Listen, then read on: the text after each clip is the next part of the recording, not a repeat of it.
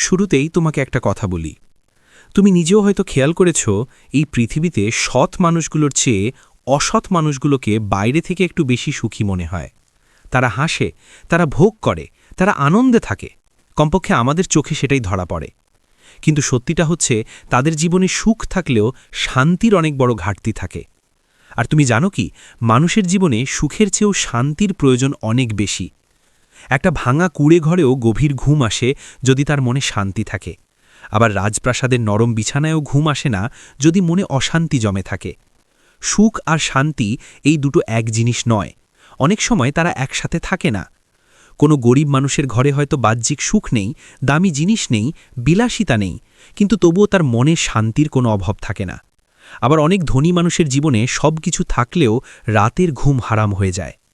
আসলে আমাদের প্রত্যেকের মধ্যেই একটা অভ্যেস তৈরি করা উচিত, অল্পতে খুশি থাকার, অল্পতে তুষ্ট থাকার। এই অভ্যেসটা যদি একবার তৈরি হয়ে যায়, তাহলে জীবনের অনেক কষ্টই ছোট হয়ে যায়। কিন্তু মানুষ এটা সময়ের সাথে ভুলে যায়, বিশেষ করে খারাপ সময় এলে। আমরা ভুলে যাই যে জীবনের খারাপ সময়গুলো একাই কাটাতে হয়। কারণ এই পৃথিবীতে এমন কিছু মানুষ আছে যারা অন্যের কষ্ট দেখলে দুঃখ পায় না, বরং উপভোগ করে। তাই কেউ যদি একা ভালো থাকতে শিখে যায়, তাহলে এই পৃথিবীর কেউ তাকে আর দুঃখী করতে পারে না। আর কেউ যদি নিজের একাকিত্বকে সত্যিকার অর্থে অ্যাকসেপ্ট করতে পারে, তাহলে কেউ তার মন খারাপের কারণ হতে পারে না। দুঃখ তো জীবনেরই একটা অংশ, এটা নতুন কিছু না। কিন্তু আমরা এটা বারবার ভুলে যাই। দুঃখ এলেই মনে হয় সব শেষ হয়ে গেল, অথচ দুঃখ আসবেই, আবার চলেও যাবে। তাই সুযোগ পেলে নিজেকে একটু হাসি খুশি রাখার চেষ্টা করো, নিজেকে আনন্দে রাখো। কারণ নিজের মতো করে নিজের খেয়াল রাখার দায়িত্বটা শেষ পর্যন্ত নিজেরই। কেন বারবার এটা ভুলে যাও যে এই পৃথিবীতে নিজের থেকে বেশি আপন কেউ হয় না? মানুষ আসে, মানুষ যায়, প্রয়োজন শেষ হলে অনেকেই দূরে সরে যায়। কিন্তু তুমি সবসময় নিজের সাথেই থাকবে, সুখে হোক বা দুঃখে।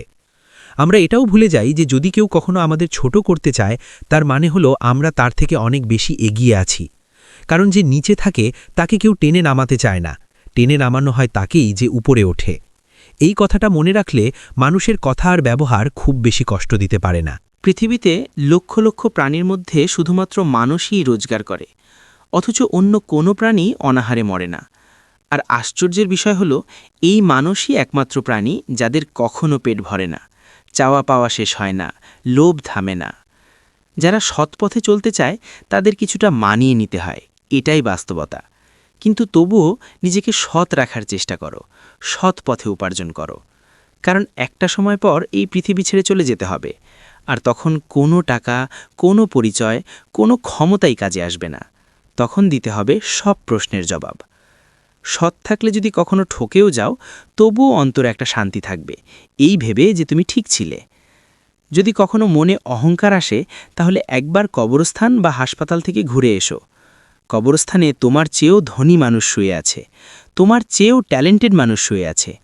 আর হাসপাতালে দেখবে মানুষ কিভাবে মৃত্যুর সাথে প্রতিদিন পাঞ্জা লড়ছে। তখন বুঝবে আমরা সবাই আসলে কতটা অসহায়। আমরা সবাই এই পৃথিবীতে স্বল্প সময়ের অতিথি, মেহমান মাত্র। এই কথাটা যদি সত্যিকার অর্থে মাথায় ঢুকে যায়, তাহলে অহংকার কখনো জায়গা পায় না। দুশ্চিন্তা না করে সুচিন্তা করো।